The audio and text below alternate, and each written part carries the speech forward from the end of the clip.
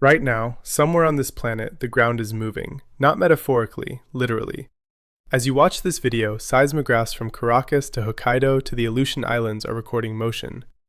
In the last few weeks, we have watched two of the most powerful earthquakes to hit the Western Hemisphere in over a century tear through Venezuela. We have watched Japan get slammed by a 7.4 magnitude quake that sent tsunami warnings racing down its northeast coast. And we have watched scientists quietly publish one of the most alarming studies in a decade about a fault line sitting underneath 13 million people in Southern California. And running underneath all of it is a question nobody wants to say out loud. Is Alaska next? Because Alaska sits on the same ring of fire as Japan, the same tectonic system that has already produced a magnitude 9.2 earthquake in living memory, the second largest ever recorded on Earth. Alaska has already had its own tsunami scares in the last 12 months, and when you put Venezuela, Japan, and Alaska on the same map, you are not looking at three unrelated news stories. You are looking at three data points on the most active seismic boundary on the planet, all lighting up in the same stretch of time. So today we are going deep. No fear-mongering, no doomsday nonsense, just the facts, the science, and what it actually means for the millions of people living along this arc. Because there is a real story here, and it is stranger and more important than any headline can capture in one line. Before we get into it, if you have ever felt an earthquake, drop a comment right now. Tell me where you were, what magnitude it was, and what it felt like in your body. I read every single one of these, and some of the most chilling first-hand accounts on this channel have come from people just like you. And if you want to be the first to know the next time something like this happens, subscribe now. It costs nothing.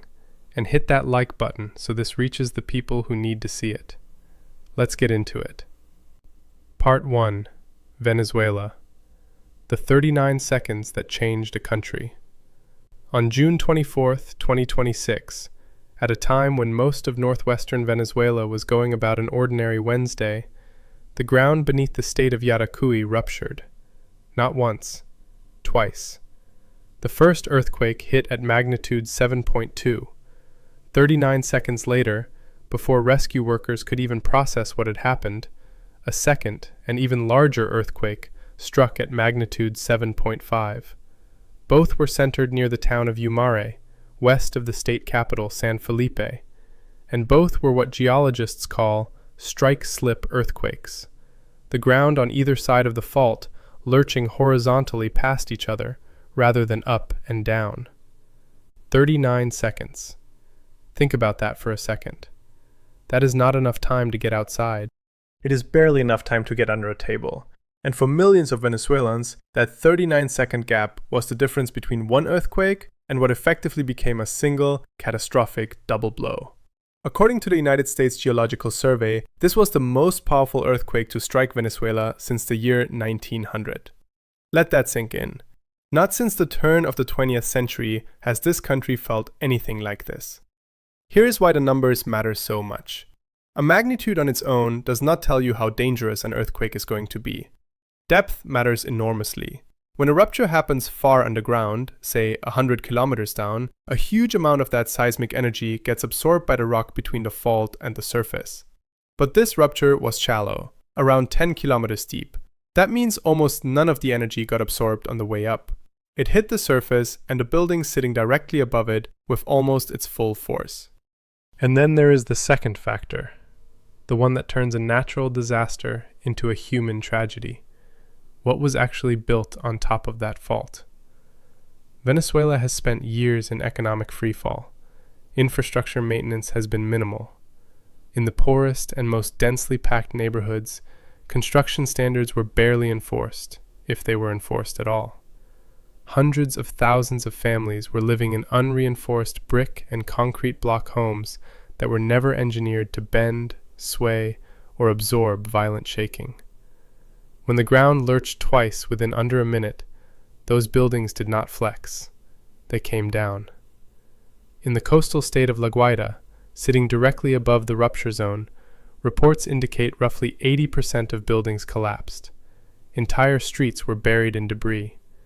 In Caracas, residents described feeling the ground shake continuously for nearly a full minute, sending people running out of buildings and into the streets in raw panic. The international airport sustained damage. Power grids failed across large areas. mobile networks went down, which meant families could not reach each other and, just as dangerously, rescue teams could not coordinate with each other either. In the immediate aftermath, the USGS's automated damage assessment system, known as PAGER, calculated a 44% probability that the final death toll would land somewhere between 10,000 and 100,000 people. As of the most recent confirmed figures, authorities have recorded 3,889 deaths and roughly 16,700 injuries. But humanitarian officials, including senior figures at the United Nations, have said publicly that tens of thousands of people remain unaccounted for, with some estimates placing the number of missing above 50,000. Here is the part that makes this so much crueler. Venezuela was already in crisis before a single building fell. Roughly 8 million people were already in need of humanitarian assistance before the earthquake struck. The public health system was already stretched to its breaking point, with hospitals running on minimal supplies even in ordinary times. The country has also been politically and diplomatically isolated for years, which has complicated the flow of international aid at exactly the moment it is needed most. Satellite damage assessments have suggested the true number of destroyed or severely compromised buildings, including hospitals and schools, may run into the tens of thousands, far beyond the roughly 700 structures initially acknowledged by officials. Economic loss estimates from United Nations agencies range from several $billion up to figures approaching 6% of the entire Venezuelan economy, wiped out in under a minute of shaking. And the human stories are almost impossible to sit with. Families scattered across continents, in Spain, in Florida, in Colombia, have been posting photos of missing grandparents and cousins on social media, begging anyone nearby to check specific addresses, specific collapsed buildings. International rescue teams have had to tell families that heavy cranes are required just to move the concrete slabs before any search can even begin. Without that equipment, they cannot get close enough to know if anyone is still alive underneath. This is what a shallow, high-magnitude earthquake does to a city that was never built to withstand it. And it is the exact reason the rest of today's story matters so much. Because a few thousand kilometers away, on the other side of the Pacific, we got to watch what happens when a similar-sized earthquake hits a country that spent decades preparing for exactly this moment. Part 2. Japan. The Blueprint for Survival. Just weeks before Venezuela's disaster, on April 20th, 2026, Japan recorded its own major seismic event. And the contrast between what happened there and what happened in Venezuela is one of the most important lessons in modern earthquake science. A magnitude 7.4 earthquake struck off the Sanriku coast of northeastern Japan, in the waters near Iwate Prefecture. Japan's own meteorological agency briefly measured it even higher, at 7.7, before settling on a final figure. The shaking was felt across a massive stretch of the country, from Hokkaido in the north down through central Japan, meaning tens of millions of people experienced this earthquake in real time. Within moments, Japanese authorities issued a tsunami warning for waves up to 3 meters, about 10 feet, along Iwate, Aomori, and parts of Hokkaido. Evacuation advisories went out to residents across multiple coastal towns. People moved to higher ground. Bullet trains connecting Tokyo to the north were halted mid-route as a safety precaution. And then the waves arrived. The largest wave measured came in at Kuji Port in Iwate Prefecture at roughly 80 centimeters. Not 3 meters, 80 centimeters. The warning was downgraded to an advisory and eventually lifted entirely within hours. The final damage report, a handful of power outages, a couple of minor injuries from people falling, and 0 deaths. 0 collapsed buildings. Read that back one more time. A magnitude 7.4 earthquake. A tsunami warning covering an enormous stretch of coastline. Minutes of violent shaking felt by tens of millions of people. And the result was 2 minor injuries. The difference between Japan and Venezuela is not luck. It is not that the earthquake was somehow gentler. A 7.4 in Japan and a 7.5 in Venezuela are, geologically speaking, almost the same event. The difference is entirely down to what human beings built and how seriously they took the risk in the decades leading up to that moment. Japan operates under some of the strictest seismic building codes on Earth, and those codes get updated continuously as new research comes in. Buildings are engineered to sway and flex rather than rigidly resist and snap. The country has invested enormously in base isolation technology, essentially giant shock absorbers built directly into building foundations. Train systems are wired to automatically slow down and stop the instant seismic sensors detect unusual ground movement. Hospitals are designed with the expectation that they need to stay fully operational through a major quake. And from elementary school onward, Japanese children run earthquake drills until the correct response becomes physical instinct rather than something they have to think about. In the days after the April quake, Japan's government issued what is called a megaquake advisory. This is worth understanding correctly because it is not a prediction. It is a formal statement that the short-term probability of a magnitude 8 or larger earthquake has temporarily risen above its normal background level. In this case, the weekly probability moved from a baseline of roughly 0.1% up to about 1%, 10 times higher than usual, but still a low absolute number. Authorities across more than 180 towns in 7 prefectures were urged to confirm their evacuation routes and locate their nearest shelters.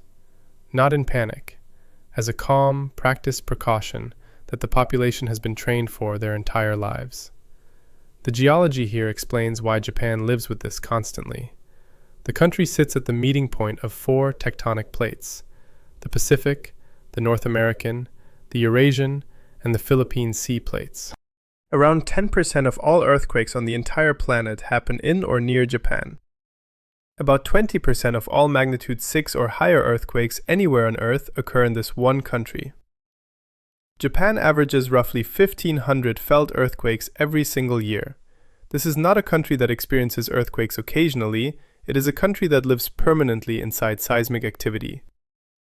And there is a haunting historical echo here too. This April 2026 earthquake struck along roughly the same stretch of the Japan Trench that produced the devastating 2011 Tohoku earthquake, a magnitude 9.0 to 9.1 event, one of the strongest ever recorded, whose tsunami killed close to 20,000 people and triggered the Fukushima nuclear disaster. 15 years later, on the same coastline, a magnitude 7.4 earthquake, smaller but still a major event on its own, resulted in 0 deaths. Japan has proven something that every seismically exposed country on Earth needs to hear. The death toll from an earthquake is not fixed by geology. It is determined by decisions made by governments, engineers, and communities years and decades before the ground ever starts shaking. Part 3. California. The gate that might already be open. Now let's talk about the study that quietly dropped in June 2026 and sent a ripple through the earthquake science community. Because this one is not about something that already happened. It is about something that has not happened yet and might be closer than anyone previously thought. A research team led by geophysicist Liliane Burkhardt, working with the University of Bern in Switzerland and colleagues at the University of Hawaii at Manoa, published new findings in the Journal of Geophysical Research, Solid Earth. Their conclusion, stated as plainly as the science allows, stress along the southern San Andreas and San Jacinto fault systems in Southern California has now reached the highest levels recorded in the past 1,000 years. Here is how to actually understand what that means. Faults work like this. 2 tectonic plates are constantly trying to slide past one another, but friction locks them together at the surface. The plates below keep moving regardless, so instead of that motion being released gradually, it gets stored as elastic stress in the surrounding rock, like a spring being wound tighter and tighter. The longer a fault segment goes without a major rupture, the more energy accumulates, and the larger the eventual earthquake tends to be when the lock finally breaks. The southern San Andreas fault last produced a major rupture in 1857, the Fort Tejon earthquake, estimated at magnitude 7.9. That was 169 years ago. For nearly 17 decades, the Pacific and North American plates have continued grinding past each other at a rate of roughly 5 centimeters a year, with all of that motion accumulating as stress rather than being released. Burkhardt's team built a physics-based, 4-dimensional computer model simulating 1,000 years of earthquake history along both the San Andreas and the adjacent San Jacinto fault. They fed it geological evidence, radiocarbon-dated sediment layers, tree ring records, centuries of historical observation, and ran the simulation forward to today. The result? Stress on multiple segments is now at, or in some cases above, the highest values recorded anywhere in that thousand-year reconstruction. The system, according to this model, has not merely approached a critical threshold, it has already passed it.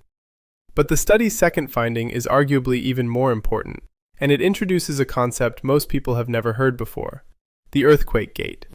The San Andreas and San Jacinto systems physically meet at a junction called Cajon Pass, roughly 50 miles northeast of downtown Los Angeles. Under certain stress conditions, the researchers found, this junction can stop a rupture in its tracks, keeping it confined to a single fault. But under other conditions, specifically when stress on both sides of the pass is closely matched and elevated, the pass can act as a gate that lets a rupture jump between the two fault systems, turning a single fault earthquake into a joint, multi-fault event. According to the study, a joint rupture crossing Cajon Pass could produce an earthquake in the range of magnitude 7.4 to 7.8, and it would not stay confined to one narrow corridor. It would simultaneously threaten the Los Angeles Basin, San Bernardino, Riverside County, and the Coachella Valley all at once. And here is the unsettling part. Right now, according to Burkhart's team, stress levels on both fault systems are running close enough to each other, at high enough levels, that the gate at Cajon Pass is effectively unlocked. The conditions for a joint rupture are, by this model's estimate, already in place.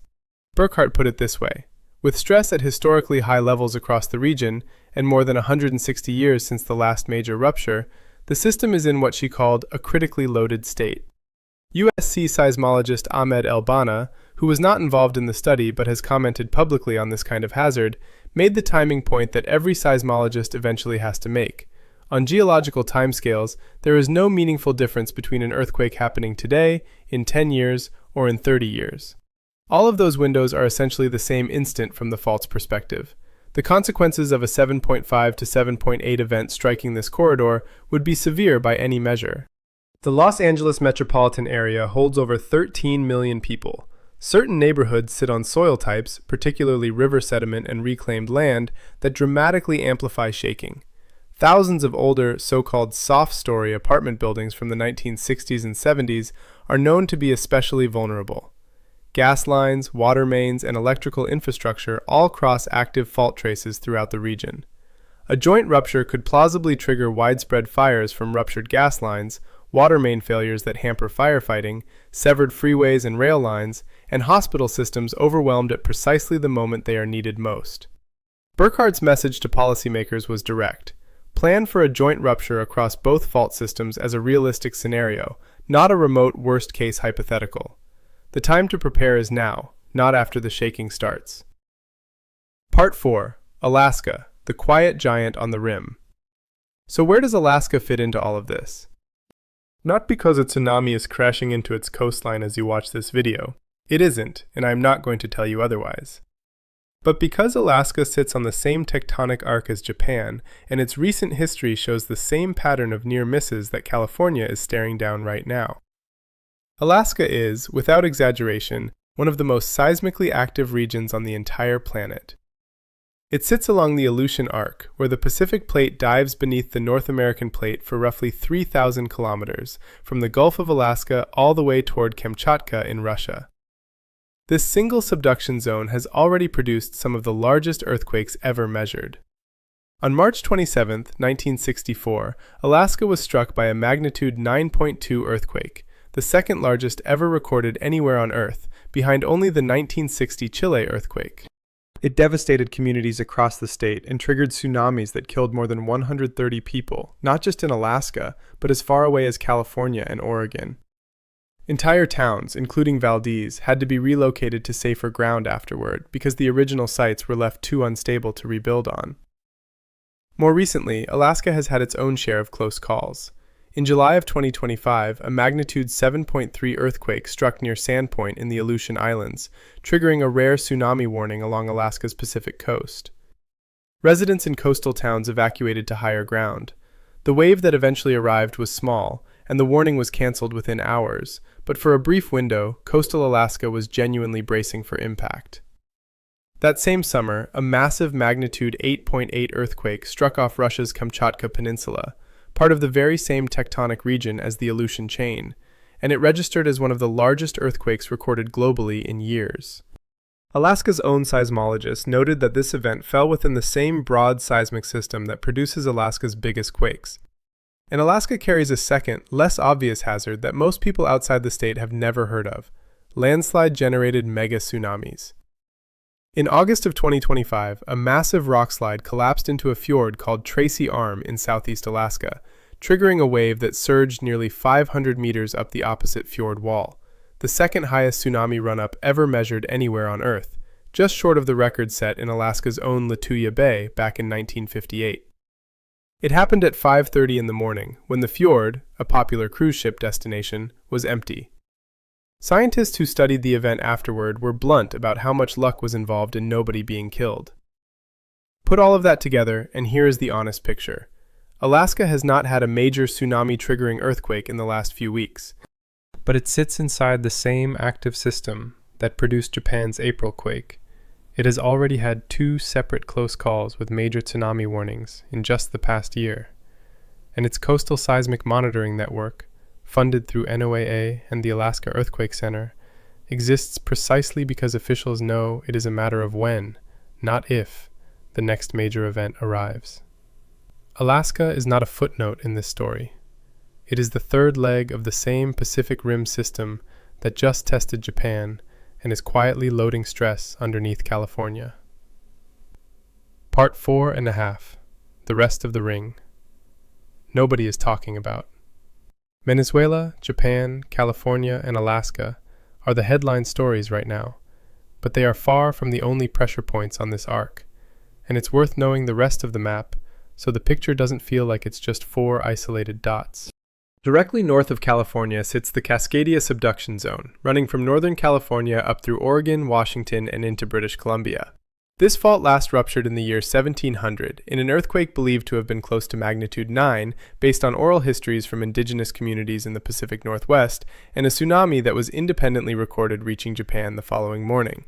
Unlike the San Andreas, Cascadia is a subduction zone, meaning one plate is being forced beneath another, the same type of fault that produced Japan's 2011 disaster and Alaska's 1964 earthquake. It has been sitting quiet for over 300 years, which, in geological terms, is not a comforting number. Further south, Chile sits along the boundary that produced the single largest earthquake ever instrumentally recorded, the 1960 Valdivia earthquake, at a staggering magnitude 9.5. Chile has spent the decades since building one of the most earthquake-conscious construction cultures on the planet, not unlike Japan, precisely because it has had no choice. And Mexico, sitting along its own subduction zone off the Pacific coast, has a documented history of major, damaging earthquakes striking close to the same date on the calendar more than once. A coincidence that has become almost folklore in Mexico City, where seismic alarms are now a routine part of daily life.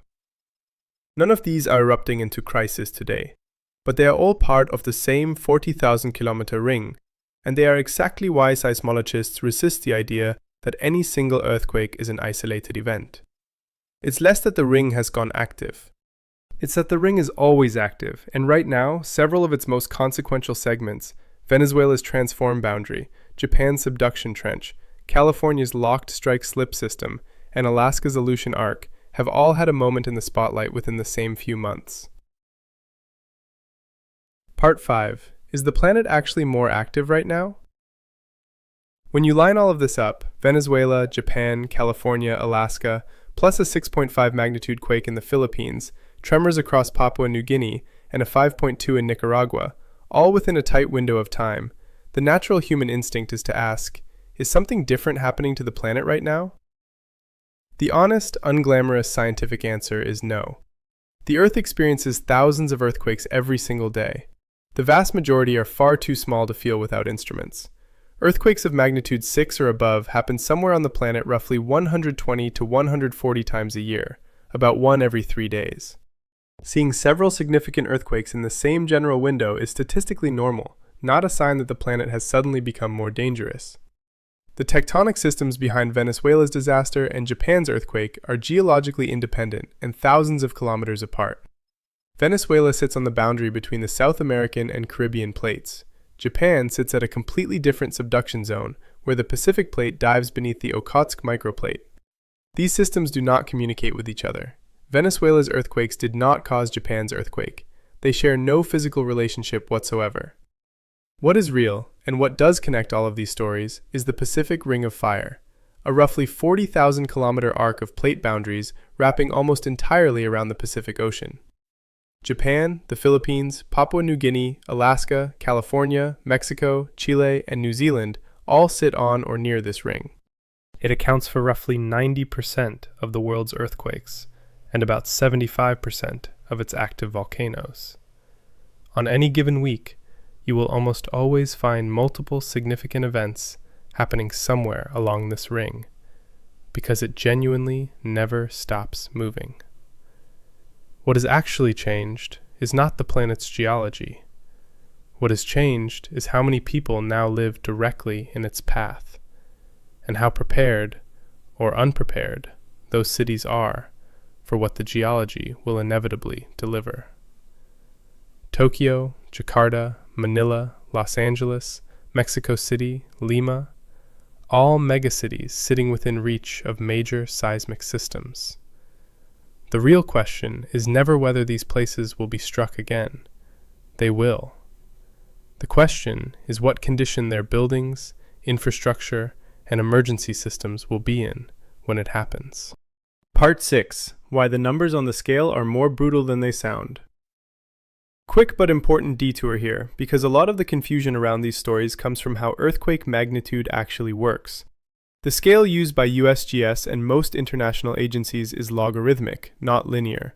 That means each whole step up the scale represents roughly a 10-fold increase in ground shaking amplitude, and around 31 times more energy released. A magnitude 7.5 does not release slightly more energy than a 6.5. It releases roughly 31 times more. A magnitude 8 releases around 1,000 times more energy than a magnitude 6. To put that in physical terms, a magnitude 6 earthquake releases roughly the energy equivalent of 15,000 tons of TNT. A magnitude 7 is closer to the energy of several dozen Hiroshima-scale atomic bombs detonating simultaneously underground. This is why scientists get visibly more concerned once numbers start climbing past 7. The jump from a 6 to a 7 is already enormous, and the jump from a 7 to an 8 is even more extreme. This is also why depth, fault type, and what is built above the epicenter matter just as much as the magnitude number itself. A magnitude 7.5 at 200 kilometers depth in a remote, unpopulated area is not remotely the same event as a magnitude 7.5 at 10 kilometers depth directly beneath a dense city. Same number, completely different outcome. Part 7. The 10 seconds that save lives.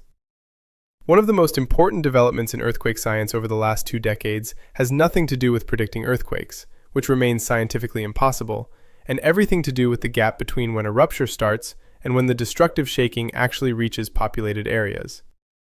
When a fault ruptures, it sends out 2 kinds of waves.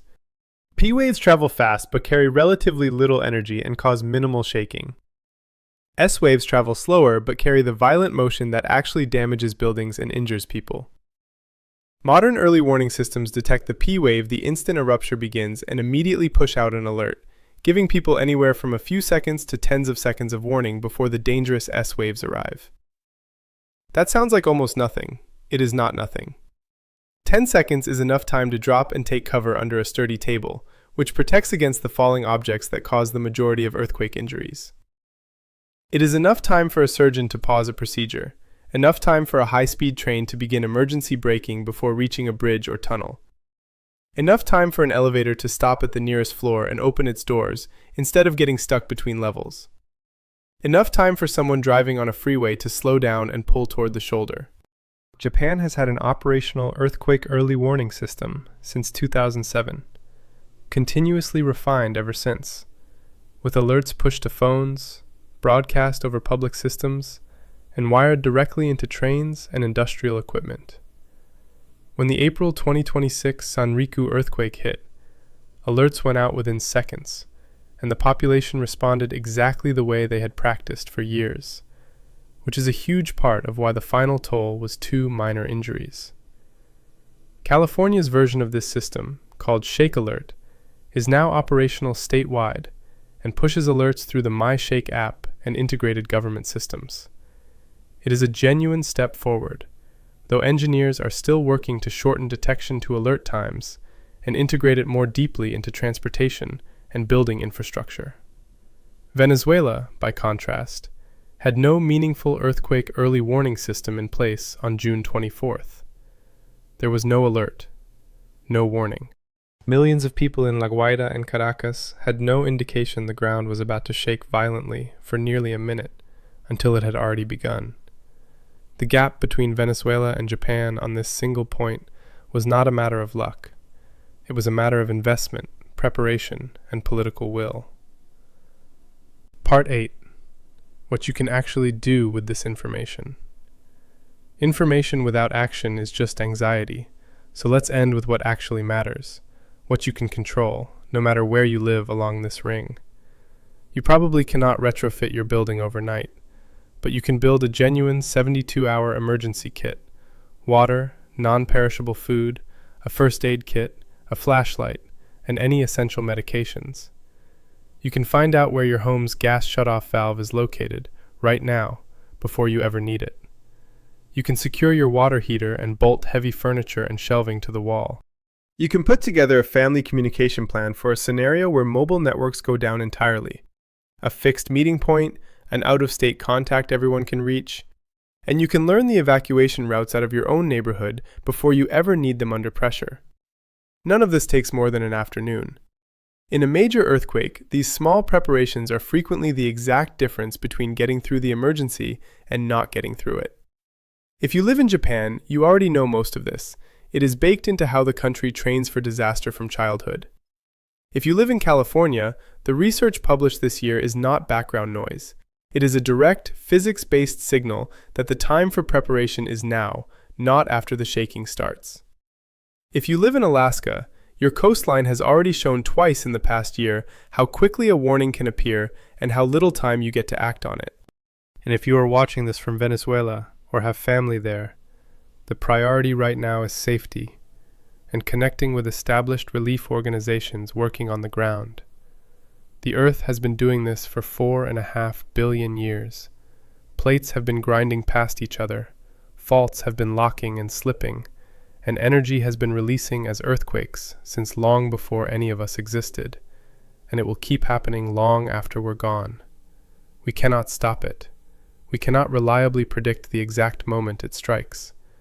What we can do, and what Japan has proven to the entire world is genuinely possible, is choose how prepared we are when it finally arrives.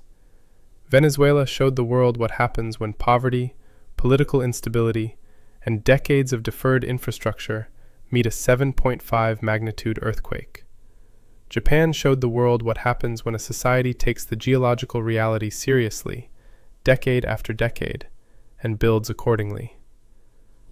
California is the biggest open question on this list right now, with stress levels the science says have not been this high in 1,000 years.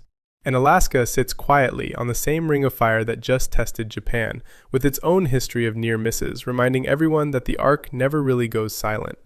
The death toll from an earthquake is never just a geological event. It is a geological event combined with a human decision, made years before the ground ever moves. We will keep tracking every part of this story as it develops. Every aftershock in Venezuela, every new reading along the San Andreas, every advisory out of Japan and Alaska. Subscribe so you don't miss any of it, and drop a comment below. Have you ever felt an earthquake? Tell me where and what it felt like. Because underneath every number and every magnitude, these are human experiences. And remembering that is exactly what keeps us motivated to take this seriously, together. See you in the next one.